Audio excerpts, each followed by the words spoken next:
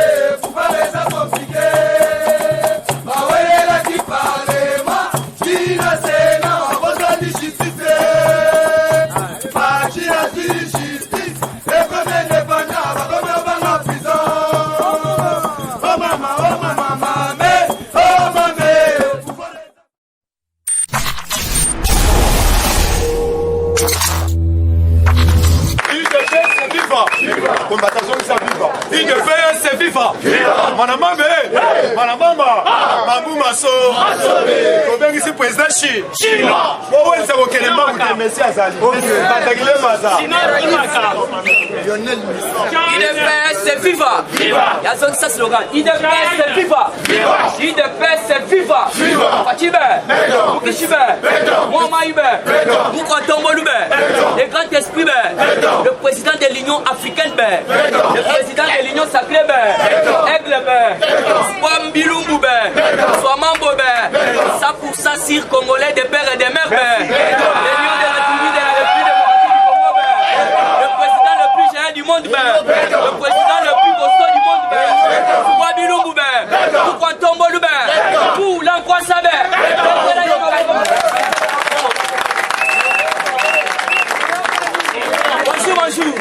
Bonjour les sous-sous. On est tika politique agitation. Félix c'est au Salakina en opposition. Aye bisi biso kengai na sali grako. Nalala kanangando na ma. Na sako ye bisaye bino kengando na ba nyoso basi baku. Betela mu kwa tombo na makoko. Il faut boyer parce qu'au niveau politique ezali. Puisque awa mu kwa tombolo Bolandi a lobby leng nazalaki nanu nazalaki nanu mutupa manalaki présidente makambo to bandaki komona eza onga na kuti komona te IDPS viva ya fachake ko découvrir yo militaire officier ocha 1 million na poche illégalement a surprendre yo a lobby mafia si na yo ça la compte fati beto sana kindoki mune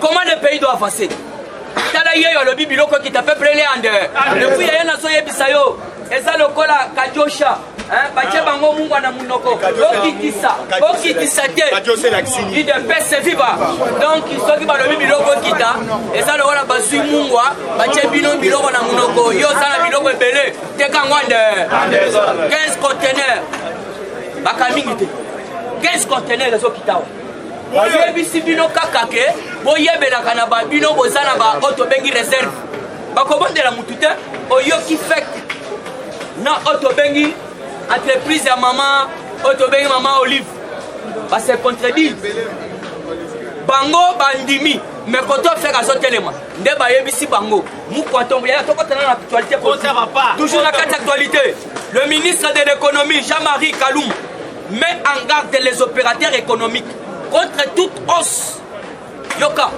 vous devez comprendre l'autorité du Molango le ministre de l'économie Jean-Marie Kalumba met en garde les opérateurs économiques contre toute hausse non justifiée des prix des produits de grande consommation sur les marchés.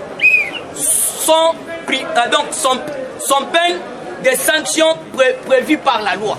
Donc cela veut dire ce qui va coûter au matisse biloko non justification exacte. Na kati loi. Na kati loi. Madame ko tout monde. On est ministre de l'économie. On est dans le ministre de l'économie.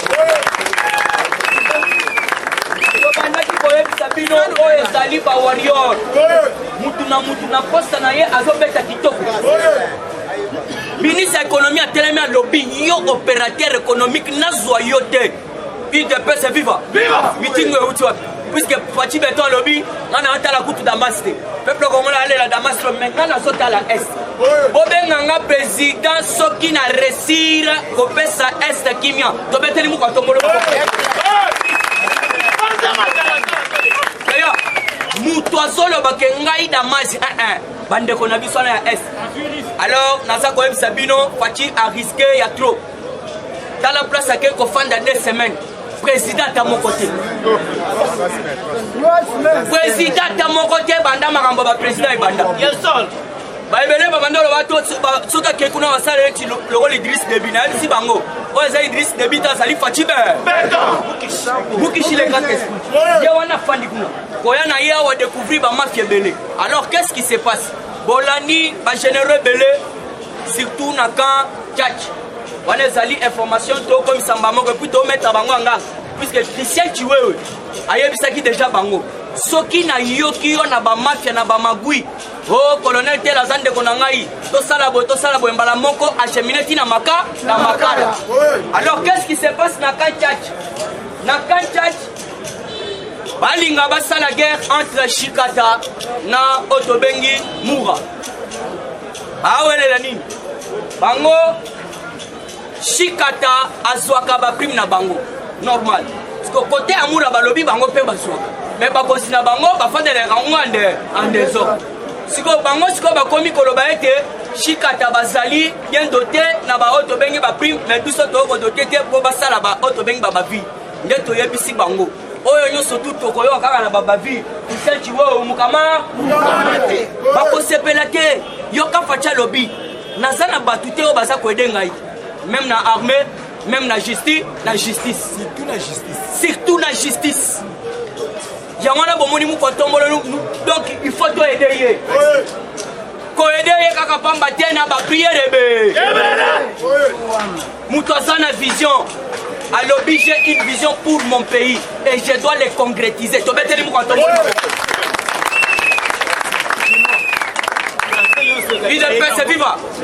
vous devez comprendre place Fatia Zolobela Bolandi makambo candidature à lobby le peuple congolais eux-mêmes s'en prendront en charge. Donc, candidature na yemoko, peuple yemoko. Yamana, vous devez comprendre. Awa ba député, Yoka, IDPS viva.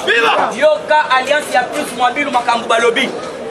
L'Alliance pour l'avenir de Pius Mwabilu annonce le dimanche son soutien au chef de l'État Félix Antoine Tshisekedi Tshilombo pour un second mandat, car les réalisations, au pluriel, les réalisations du premier mandat ont donné l'espoir. Naïm Sagibino Fatia Sali, espoir, il y a tout un peuple congolais. Il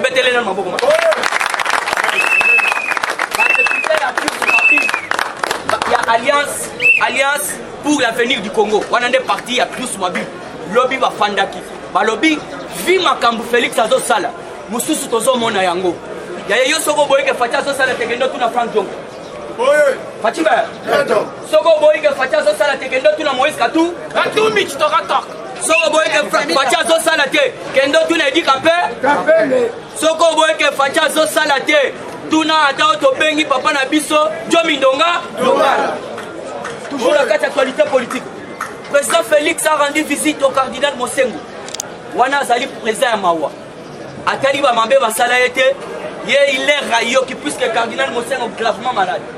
Et d'ailleurs nayoki pour votre information il paraîtrait que Fatih Beto Mukishi le grand esprit a disposé déjà un avion sanitaire pour évader à Kendorozabasa Libanda. Boyoki Mutema Bolingo, papa Beto, papa Beto. Fatih, papa Naye, Tosala Matangawa. Yo mona Mosengo. Matangawa, awa na Matangawa na palais du peuple, na stade. Est-ce que mona bango? Merci beaucoup. Ce que Tala Bolingo, on va faire ça dans le Tala Bolingo. Nous avons rappelé la vidéo. Tala Otobengi, Oya Cardinal, Oya de l'autre zone. Ambongo Bakenda consacré, il fallait qu'il mou Tomola Ken. Mais Mouka Tomola Kendaki. Mais Bisso ou Tosali Matanga, ya te Fatia Sana Bolingo, il n'est pas tribal. Mama Moussou Salina Bamboka Moussou, et pas la Bamba Salité. Neti kota bandu bande na biso bandu balaka na moka te bomoni to bengi muzitu makelele ya pamba mbanga ya pamba na bandundu wenze kuto ala kite Fachi Beto acheli bango hôpital ya munene na Mulungu lokola kitambo na kati ya bandu moke ezali bacheli bango banque centrale ya munene na kati ya bandu to betela bango maboko Fachi n'est pas tribal toujours na kati ya actualité politique de la part d'Hippolyte Kanambe. De la part d'Hippolyte Kanambe. M. Martin Fayoulou, ils ont reçu le chèque. Il y a 38 000 $. Donc on a carburant. Alors vous devez comprendre, il y a un boyoki Hippolyte Kanambe. À lobby, il faut comme chef de file à opposition. Cela veut dire Martin Fayoulou va au ta carrière na yande. Il y a un boyoki à lobby à Zobi Sabatu Libanda. On va retirer la loi électorale. Mais tous on en a misima. L'air nan banoma quitté Papa Lutundula. Martin Fayoulou camarade na yezalaki Papa Lutundula pour na la loi wana ba ici. Il faut comprendre pourquoi si Martin Fayoulou a ça la loi wana. Vagabond politique. Toujours dans la actualité politique. 6 mois impayés. Les agents de la société Transco. Basali grève. Le long reçoit pour Talibien. Transco est bimité. Abalobi, Bazana 7 mois impayés. Bafouti bangote. Yangwana, toza kosenga Papa Sama Lokonde. Bengele bisona ministre ya auto bengi ya transport. Chéribin Okende, yende tomo na kota poste wana. Ako kapenati. On va dire Olingi Chéribin Okende, a démissionné de l'émission. Ça vous transport les combattants. Quand tu vas finir Chéribin Okende, Yaya, Olingi Chéribin Okende, Akende Okende. Papa Sama Lokonde, Batubalobi Chéribin Okende ake. Balobi que transport est comme Michaba 5. Il y a mon école 1500. Il y a mon école 2000. Si comme ministre il y a transport à Zawa, Tala Balobi a pris à Bavion et Guida. Mais ça quand Banungu Nungu. Parce que vous quand on a lobby, il faut qu'il s'abat pris. Nous toi qui est Goma na moins cher, nous toi qui est Lubumbashi na moins cher. Mais Tala ba chez au Kende. On a qu'à consulter le service d'aviation et ça bango que non qui dit Fati, ils sont surtout respectés. Ba chez au Kende bangwana, ba maman besoin de transport. Ba mususu ba lobby ba ye makolo. Transport est mati 2000. Transport est mati 1500. Alors on a monopolisé parole té. Oh ezali ba arrestation en cascade. Alors vous devez comprendre depuis la semaine depuis dimanche lobby ba tebele ba kangamaki. Yangwana toujours na côté ya Otobengi entreprise Otobengi na sec. Il est prêt, viva. Sec. Après le directeur financier, c'est le tour du PCA et son assistant M. Bavon vient d'être arrêté et acheminé à Maka pour un détournement de 15 millions de $, selon les rapports de l'IGF. Papa Naza Koye Bisayo, IGF, il faut soutenir l'IGF. Papa Wana Asali Moussala Lolenge Longobali. Yamana Tozo Bengaye, les gardiens du trésor public.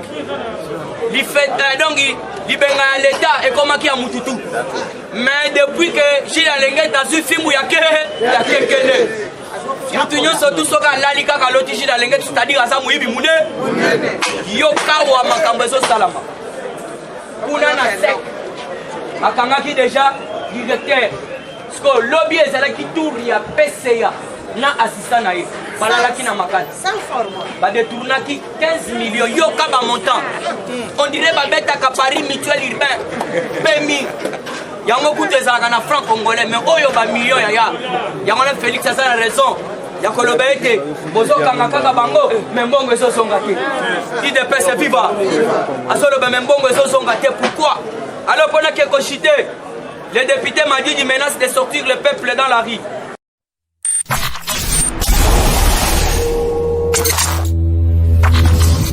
La nouvelle loi électorale de la CENI n'est pas retirée au Parlement. Toyebisi Martin Fayoulou akeba na yande. Mboko ezali sisa bata wana tia kobimisa peuple libanda. Peuple bato senga damage to banda na bino awa. Baboya ki fachi balobili akitisa kaka biloko ba prix tondi maye. Lelo sikoyo bango moko bakomo telemela. Yaya fachi atasola na mwisi mutu bandima ete. Soko tali bango bien.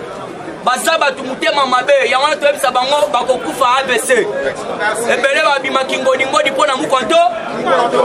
Alors baisse de prix des biens de nécessité. Donc la FEC, donc Fédération des entreprises du Congo, na société à Olive va se contredire. Merci. Oya lobito kitisa oya zoboye nde toyebisi bango puisque Olive vous devez comprendre basi babotola ki bango déjà licence puisque awa batebele ba aider fatite. Bon, mon affaire sur le baboy, bango sur le baboy. Botala nan mukwa tombola lobaki. Mesures des barrières bon respecter. Alobaki te ke makambo transport, mais bon mona ki makambo jatini ngubila salaki. Elinga ki créer guerre civile. Donc basa ko de mon konza mboka te, mon konza sur le baboy, bango sur le baboy. Yangona tozo yebisa bango, nous devons soutenir vous Tombolo. Alors pendant que kochite puisque baninga base belé, balobi na camp Kokolo. Na camp Kokolo, commandant wana ya camp Kokolo en complicité na Demiap. A komi côté ka bandako. Na camp Kokolo. Donc trafic, yoka ba auto bengi armée commence à la trafic. Armée komi ko sala trafic et komi côté ka. Alors maman voisai baba monié na Kingakat. Akendaki Olive a inauguraki celle naye ya munene. Alors vous devez comprendre que El Bazaïb en tant que ministre ya environnement. Donc on il faut à la vigilance à Jatini Ngoubila. Papa Béton, ce n'est pas pour rien azui environnement appelle ça ngoba maman. Maman de baye baka kokombo la kanda ndaku. Alors ceux qui a dit qui makambo kokombo la ndaku akomi ko kende ba fête. Mitali ande. Mais oui. Ache yaya ache la Jatini ba fulu mité maté. Que non pour la kin bopeto. Tala sort ya kin bopeto. Donc maman Otobengi et Bazaïba doit faire beaucoup d'attention. Babanda koluka musala bazuya. Mais musala yangwana il faut kombolanda kwa environnement c'est quoi? Il faut la donc environnement il faut la propre. Oye okutingu bila BBC. Mais yonde fallait ce qu'on peut ça ba directif. Mais on a ba doke ba fête. Yono bandoke ba fête. Et puis il faut y avoir mwamba et puis on a cité boyo ki ba mo poison. Nalo bato nalo baté. Azo pesa bino autopsie oyo basali mama koko na biso tika génie. Tolo baté. En tout cas yaya vous devez comprendre que poison ezongi. Na ndenge sko ya Covid. Kandenge yaka. Alors vous devez comprendre poison et na ndenge ya Covid. Nous devons faire beaucoup d'attention. Maman tika et génie. Autopsie épaissie, poison déjà il y a 5 mois. Tata moi aussi donc poison il y a 5 mois. Alors vous devez comprendre, il faut tous à la vigilance. Il sait la koufi, nani auto bengi, papa na biso tete kabwe, a koufi. Gérard Moulumba kuto akufaki. Comme ça a kufa 2 jours. Voilà, a kufa 2 jours. Donc c'est-à-dire qui tenait Jésus à d'ailleurs. Mais pourquoi est-ce que la présidence Yabiso, le président Nangabu Yakingakat, Batouba Koufat? Il est paix c'est vivant. En tout cas, Tosaline a réglé à trop. Voilà ma Kambouetaliwana. Alors, nous surtout à Zotam sa poisson. Yeba que qui tuera par l'épée mourra aussi par le. Voilà. Nakingasani pour na chité balobi papa kasongo kuluna ba matito. To e mati makasi na kuluna. Alors tozoluka batu bakekanya makasi se. Alors balobi na kuluna ba mati na kingasani moyete. Alors na chité wana yeba ke na moi doute mu Tombolo comme vice-président ya SADC. To continue en 2022 atikali suko président ya SADC to betele na maboko. C'est FIFA. Combattant après ça vive longa. Il de paix c'est FIFA. Combattant d'élite Kabila tama na kashinete. Biso to kosenga na nzambe coronavirus. Merci na koti simbe. Merci.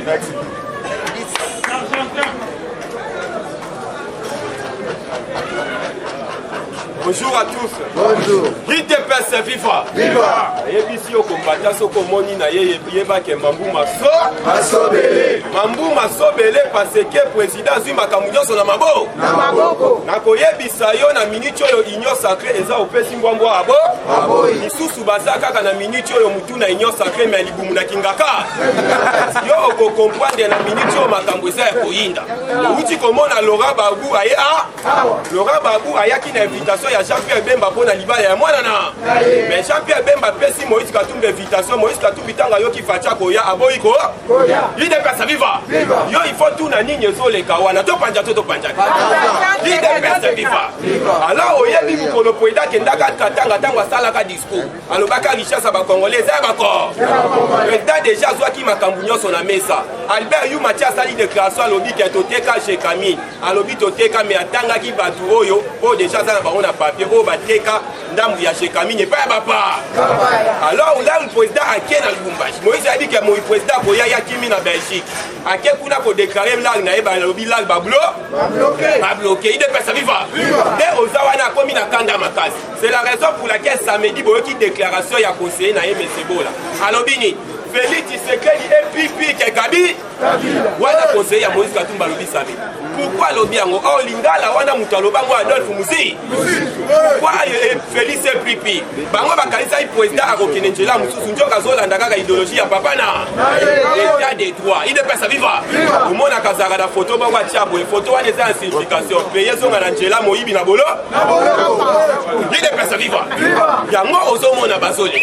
C'est la raison pour laquelle Omoni Banda a commis le pouvoir. Semaine ils ont les 2 ou 3 personnes qui sont tabolo.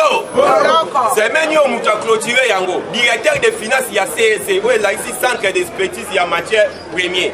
Il y a à côté bolo qu'on a détournement il y a 15 millions d'euros. Après ça qui mandat de comparaison il y a 3 personnes. Directeur des finances DG, na DGD, na DGA. Il est accueilli à Chikali. Bamsou Soana va monitorer la mousse Yaza. Ah, rapport au Kima, aéroport est bloqué. Je l'ai à bois. Yabois, tout le monde est bloqué. Batunion soit bois, tout va comme il va service à rasser. Pour maintenant, bois, tout comme il a 4 à fleuve, il y a des songas, il va beaucoup aller. Tout in la Totoso. Il est pas sa vivant. Il y a un peu de ça, il y a qui va vous saligner. Chef de l'État a eu un événement, il y a un anticipé que l'eau. Tant que déjà que le ministre de l'économie a sauvé ta biloko ya kolia ekita. Il faut anticiper déjà santé comment on fait. A dit que peuple dans Djala non il y a 18 ans biloko zo qui te relie en désordre. Constipation et pas il s'est caténéré. Vital au fait. Les bons yo bunga la soirée état ko tuba tonga 20 ans depuis. Boye pourquoi ça kana élection numéro combien? 10 de personnes viva. Yebisi yo président na minute yo amemi bango système yo tolo bakaya Shakishan. Bandima kita ko koma na situation oyo. Yango moni semenyo to bandi azoyamba président ya Burundi Mesendashimi. Ye azoya kosala même geste oyo salamaki na Uganda na Rwanda. C'est-à-dire boyebi président akoti sibiso na IEC. Ici ezali communauté des États d'Afrique de l'Est. Na minute yo RDC azana SADC. RDC azana CAC. RDC akoti na IEC. Pourquoi Fatia sale loko wana?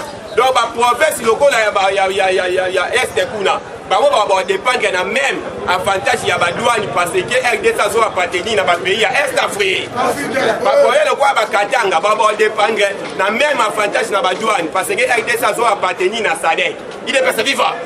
Biso pe na centre kitoko wapi parce que pour déjà et kotonga mape bolandi ba expert égyptien o bayaki ya ba génie militaire. Bazo sala njela po ba tout ça fleuve Congo na océan. Il est pas viva. Bango mtu basala canal de Suez. Aba kuba obeza musala ya mutie ko soit pas même une année. De façon que bateau ko bandolongwa na océan tiki sanga. Il est pas viva. Président zo sala ba biloko wana pambate. Ye aza bongo tango abandaka eloko na ye bato ba critiquer na suka ba beteli mabo. Parce que aza fatigué. To ebisaki bango ki yeza pasi a échoué. Parce que nda bongo papa tika makamunya. Soki eloko moko e compliqué a ye na alimenta fongoli tigwa ka bimisi mukanda tche likolo ame. Tango atali bo. Le de boulonnage sam des amis. Oyo babenga kaye. China rambo autorité morale le fatia commissaire mwana po. Soko finir na mandefo leli. Bien dans l'Ikumweleli. Il n'est pas viva. Alors, tu peux qui ça qui bango njela wana bazo yokate. Awa déjà balancé pour une opération mwamba ya bampu. Bakoda bien à des ordres. Yo fa yuna musitu bozo yokate. To boy to ke de la élection opposé à Koufi balo bago. Babomi opo.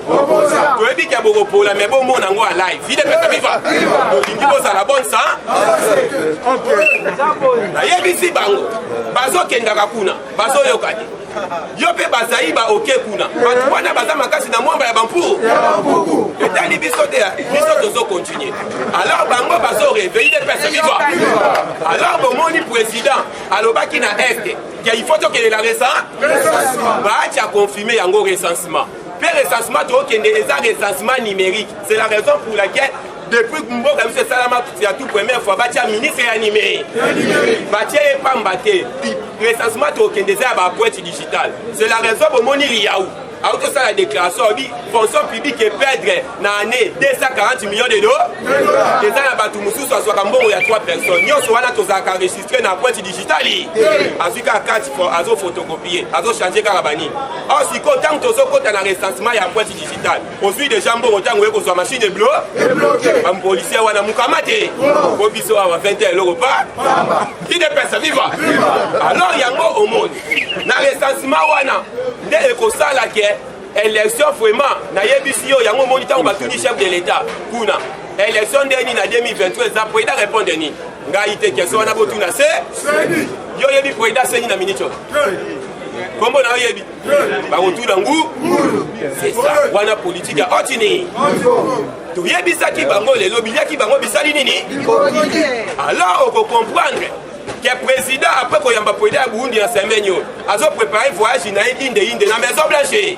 a su invitation ya Joe Biden ntango akoti akutaki déjà makambo ya RDC likolo ya mesa Trump azalaki déjà prêt à frapper autant changement de ko sala makambo emelanti Joe Biden a bengisi de façon que bazongisa même accord oyo basignaki na Donald Trump yango moni na tango a Trump oto bengi na kombo ya Kerry Squad ine pesa viva asa secrétaire azaki secrétaire d'État adjoint ya États-Unis auprès des Nations Unies alobaka les États-Unis azotinda 10 000 hommes tango changement ko sala ma Joe Biden a koti bafouene mo eloko wana ko fati azokende bazongisa makambo mais en attendant kende bolandi déjà Mike Hammer alobi kalate 1000 commandos ya ba pays différents bazokita na yo tunasko 1000 commandos ya ba pays différents Mike Hammer atangi kombote yeba déjà force moko ya l'OTAN bango sango bakitaka basakanaka te ide pesa viva chika takutwa ko akosa là omoni bango na ebisaki bango président Félix a kolokola bango discours na muno abeti sécurité abeti social là on a ebisi yo ministre ya économie décision na ebomoni eza soutenu la premier ministre eza soutenu la chef de l'État soki gouvernement lobi bwe wana eza plan A plan B de Jezali biloko de Jezali une fois kaka bakosoli bakangi ba biloko na bango gouvernement ya koteka biloko yango moni déjà na minute oyo déjà mitungola parce que ay kozala kosumba ya compétition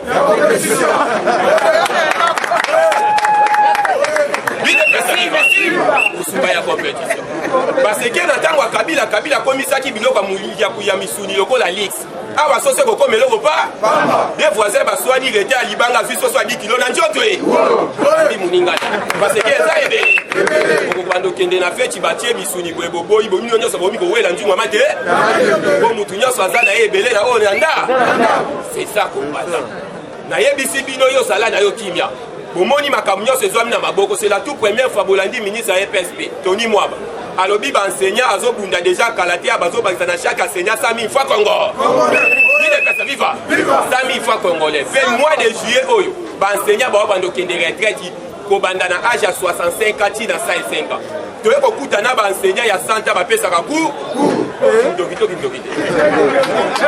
ile pesa viva enseignant ya 65 ans pesa ka ku to fatia ko kuta ba donc après ça isuku takomaka afandi azwi petit na ye moko boye bakabolaka salaire mais fatia ye oni il faut bakende nini bazopesa bango mbongo na ba mpe esuki wana omoni na minute oyo bandoki ya gouvernement elunga ilukamba bakomi koreklame bapesa bango indemnité de sortie na mosala nini basalaki ide pesa viva nazokani bandoki te oyebisi ilukamba akanga munoko na adetunaki mbongo bia adetunaki te sika azali yake ide pesa viva ozomona bazosenga indemnité de sortie na mosala bota malonga kasi ko nazokanisa na wili bakonga mpe azwa mbongo wana oke oloba to koloba ide pesa viva yango ozomona baye ko comprendre nde na lobi président longoli bango déjà discours élection comme nango passoir fatia ko bimana na 9,9 kaka mutu moko ko voter te to loba bandi ko bela daya akendaki voyage ya lou ide pesa viva parce que discours ici abeti sécurité abeti social abou merci combattant merci bao baselaki numéro merci pays de presse plus 243 82 73 538 IDPS FIFA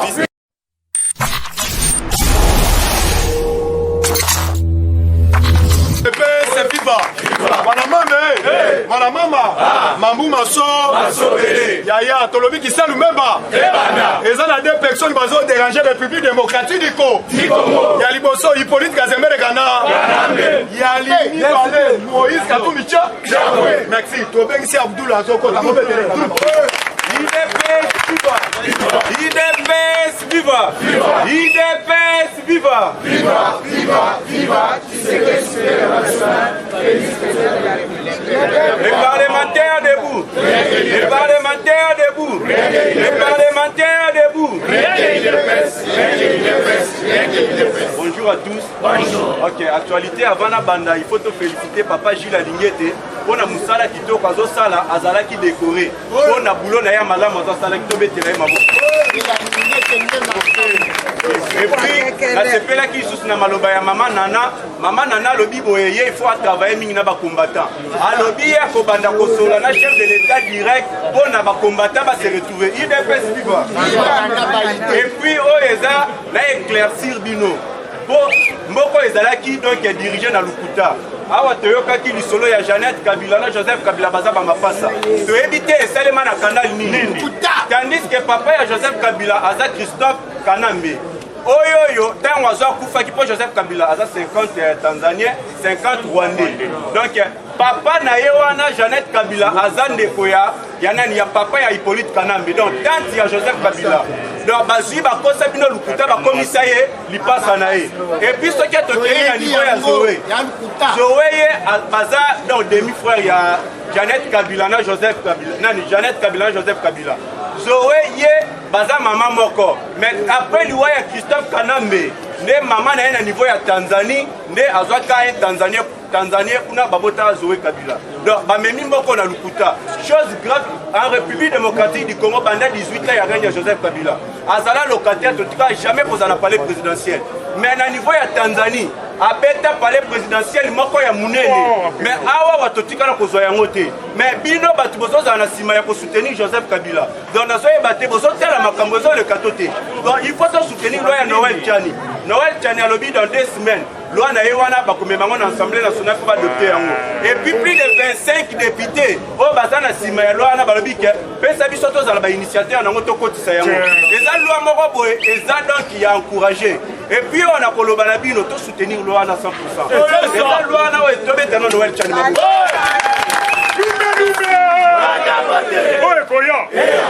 Et puis 65% ya basi bazana sima ya loi wana.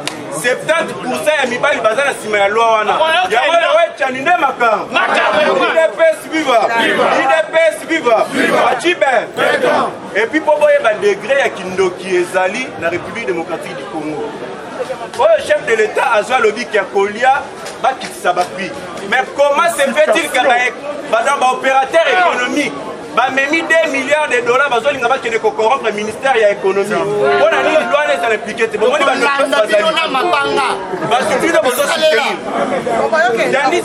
Tandis que même si y a pas pris wana, exacté que pour la partie ou pour la partie, ça pour la mission de son. Ils sont pour la partie na Bosomba. Et ça la va opposer, bah on peut pas Bosomba. Mais les autres sont moi la Joseph Kabila zo combattre moi. Maman Olive, même na Martin Fayulu, oh y a mis benga soi-disant comme les combattants du peuple. Donc voilà, bon à niveau. Et puis bilobo za na sima na yebo soutenir IDPS viva. Yango c'est to lobby. Oh yo nyonso ba ko combattre. Besi ya ba puyo na ba romona biso na nzela na bango IDPS viva. Voilà. Yo kuto lobby ba komisi ko tira ba mboto. Combattant, to ba na moto, bisika nyonso ba ko combattre. Oh to bengi pona pia biloko ya. Continue na mama moto. Les parlementaires debout. Les parlementaires debout. Les parlementaires debout. Lumé. Mouette. Oye koya. Et puis botela nanu ba théâtre ezoleka. Martin Fayulu temps akendaka kutana Joseph Kabila na Kingakati. De vos kitoko secrétaire ya décidé à Lobakini eza lukuta batikana ki kokutana te. Mais conseiller Joseph Kabila affirma qu'il y a bakutana ki. Bon comprendre ba je Kabila sala nango pona kokitsa batu na ye. Et puis chose grave, ye de vos kitoko wana secrétaire ya décidé. Awangana ki ya momeye moko kendaki na réunion stratégique na niveau ya Kingakati. Na Nehemi Moulani. Siko bozoko sa peuple mais na butu bozo ke na Kingakati. Il est pas si va. Yango il faut boza na courant ba ke ba ennemi ya peuple congolais. Eza bango total Martin Fayulu oyo alobaka ke alliance ya Félix Tshisekedi na Joseph Kabila eza contre Nati sikoyo yo ntango ozosali yango na ye wana eske tobe yango sur Nati bomona nao ndenge balingi kokosa na peuple congolais et puis place nazobeta sete Fachi Beton asali mosala kitoko na République démocratique du Congo parce ya makasi natambolaki nayoki bato mosusu bazolobaki chef de l'état azosala eloko te mais ngai motu nalandela nayebiki azosala eloko mais sikoyo bato bazoloba bazosala eloko te naboyi mpe koblame bango ya foti na bango te ndenge nini totala na régime passé babandaki ya kolekisa baaction soit disant oyo Joseph Kabila azosalaka alors que asala eloko te bazolekisa yango na RTNC télé 50 ans mo bachaîne mo boye yango bato bazalaki na vision ke Joseph Kabila asala boye tandis que asala eloko te mais chef de l'état parti IDPS pourquoi pas kobimisa mbongo donc ka bachaîne ezala vraiment suivi donc pesa comme na mutu fait azolanda mwa série mo boye basi bakati nota bacha publicité bando lekisa ba chef de l'état yango ne population kozala courant ya musala chef de l'état azosala sikoyo bino bozolinga kobimisa mbongo te maboro makasi peuple congolais kozala au courant ya ba chef de l'état azosali pendant 2 ans ndenge nini bomone sikoyo façon ni bo combattre il faut montrer qu'à image à chef de l'état dans un approche à l'élection 2023 et le candidat chef de l'état Lubaki mais si quoi bino ceux qui besoin de qu'à image n'a été peuple wana kolinga qui ne peut voter imaginer à kozana na yango bon moni ne boye des chefs de l'état il est best vivant il y a autre aussi aussi qu'il faut ba image à chef de l'état et le kaka et puis à partir du mois d'août chef de l'état à kozala vice-président ya SADC il est best vivant Fatigue-toi.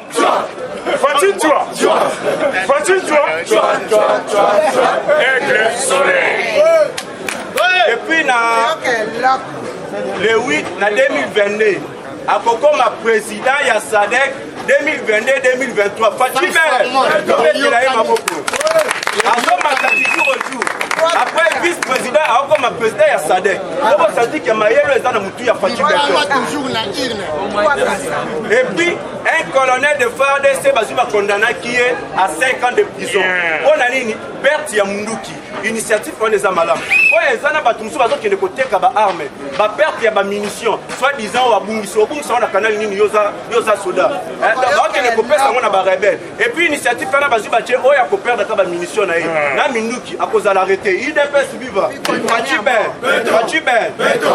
et puis à tout ça kolobela à propos ya mafia o eleki na FARDC na biso gouvernement a instruire pour ezana makambo côté le niveau ya justice so baza ko étouffer babandeli yango gouvernement bi ba dossier kota ki pona bango wana il faut ba wana baza impliquer na makambo wana il faut ba samba il dépêche vivre bazo landela ngo de près pona bato baza impliquer na ba vente ya ba munitions ya ba collaboration na ba rebelle il faut ba samba yango na sepela ki na papa Luzolo Bambi azo tel ya lobi tolérance zéro azo lobi mais ngai nazala na ba preuve nyonso ya makasi o baluka ba fina ngai contre régime passé amemi yango ine na justice a déposé yango papier azo déposé wana eza ko contenir ba crime ezala o Joseph Kabila sala awawa na batuna ye na donc na ba financement ya ba rebelle nyonso eza na kati ya papier wana a déposé devant la justice IDPS viva yango moni na minute oyo FCC ba komi kolela des ordres bo ba yebi ke ba kokena des ordres IDPS viva et puis chose grave nazo lobela à propos ya conseiller du chef de l'État en matière de l'économie, Marcelin Bilomba a cité na plusieurs détournements. Yango nayokaki même un conseiller chef de l'État lobi boye. Ngayo bozomona un conseiller chef de l'État lobi. Ngayo bozomona ngai na kata bureau na ngai nazalaki tenté na poison plus de 3 fois. Donc mais nzambe ne mutaza sali ke ezwaki ngai te. Siko bato yo bazozwa bazokoma tina ba bureau ya ba conseiller chef de l'État. Bazotia ba poison ezana. Donc ndenge nini? Yango tosenga na chef de l'État kabali wana atala mo de presse ntango baza na facilité ya kozwa bato baza pembeni na yo ndenge mpe bakoki mpe kokoma mpe pembeni na yo combien de familles bazolela banda chef de l'État zwi pouvoir bandeko na bango bapapa na bango baleki bazokufa bazokende kaka boye sikoyo biso sikoyo peuple congolais ntango tozomona babiloko wana mpo depuis république démocratique ezala boye nano tomona na régime moko te baconseiller bakufa na oyo ya régime IDPS viva yango tolobi ya mbala so toyoki un conseiller moko azwa kufi tokolanda les autres Fatima et puis ndenge na bandaki koloba union sacrée bombi bandoki bomikosana te liboso tozalaki na baadversaire tobandaki komona bango boye na minute tokomi na baadversaire baza na kati ya union sacrée bakomi invisible IDPS viva yango même Moïse Katumbi alobi boye bientôt là, Azo quitté officiellement Union Sacrée, on a hâte de rejoindre Martin Fayoulou, on a se lié à Joseph Kabila. Au moment où on va dans l'Union Sacrée, on va combattre le chef de l'État dans la casse. Il devait suivre. Il y a un peuple congolais, photos à la mise sur Nicolas Yali. Les parlementaires debout. Les parlementaires debout. Les parlementaires debout. Oyo nazo sala eza dénonciation ya Jean-Marie Kassamba. Jean-Marie Kassamba asangisaki ba journaliste pona ko corrompre bango pona ba réélire toujours président. IDPS viva. Et puis partage wana etalemi boye. Les journalistes renommés perçoivent $1000. Les journalistes chroniques, $1000. Et puis les journalistes sans engagement, après si bango $500. Pour voter à niveau, Jean-Marie Kassamba so bazo balandeli bien. Azana bambongo pe ya détournement. Ceux qui papa Gilles alingata fongo le dossier bien. Akomona bambongo wana ezali. Si wa bambongo bazi bazo yiba wana bakoma ko utiliser na ba corruption. Oh le chef de l'État alingi corruption te. IDPS vivre. Ya mona 5 tos à la mise sur Nicolas Yali. Et puis pour la continuer na kochiter. IDPS viva. Viva. Inauguration. Au Batenaki na niveau ya Kingakati kuna. Une équipe gouvernementale composée de quelques ministres était à Kingakati dans une mission officielle. Il faut croire dans une mission officielle pour inaugurer une site touristique. Après mission Bakenda Kiwana, Kozoma na bango boyena lo banabino bango nyoso diarra des ordres. Il est fait bango nyoso diarra en désordre. Yango tozo tuna. Est-ce que na Kingakati eza na épidémie e bomaka batu, l'épidémie so pesa batu ba diarra toni. Donc yango to se kala na bango. Bayeba eloko nini oyo ezali bango ba le diarra bongo. Non, tolingi diarra ici là on doit continuer. Et si là on bien continuer. Et puis c'est la zone. Et puis on a continué na kochiter. Des sièges. Na niveau ya Sud Kivu, 28 présumés bateau yo bakina paka bateau. Bazalaki arrêté. Na kati ya 28 wana eza na 20 Burundais na 8 Congolais. IDPS viva. Baza déjà arrêté. Et puis une source judiciaire et lobby boye. L'actuel président du Sénat, Alexis Tamwe Mwamba, a impliqué dans plusieurs détournements. IDPS viva. Viva Moïse. Actuel. Donc, Aza cité dans plusieurs détournements dans le passé. Il y a moi justice congolaise, Aza déjà n'a pas preuve d'union. Il y a moi Tozo Senga, chef de l'État à Lobaki. Il faut corruption et ça les matin. Et puis pour ne pas apprendre plusieurs magistrats, Aza déjà suspendu.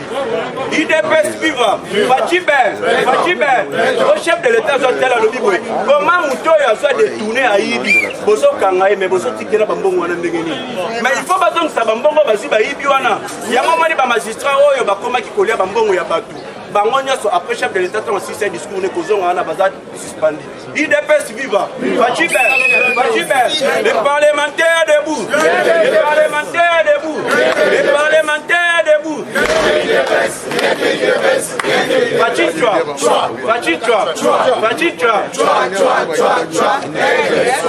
Merci pour Nangana du Lolo.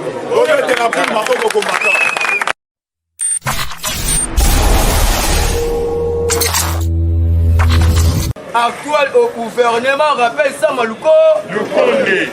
Avant de reconnaître l'élection, il faut que ça. Ça il faut que tous les mbolos. Merci na papa na biso ya ministre hydrocarbure. Ozo fona na birote. Merci Didier Moudimbu chevalier blanc. Boyeto boyete. Auti ba Congo. Atendaki mushima sikoyo. Azana Kifu. Alobi nini? Ministre hydrocarbure organise exécution effective du projet exploitation du gaz et du gazelle Silala Kiki. Tobandi kosenga siko bomengo na biso pa bako. IDPS viva. Vice-premier ministre Jean-Pierre Liaou annonce mise la retraite des secrétaires généraux. Affectation de nouveau. IDPS viva.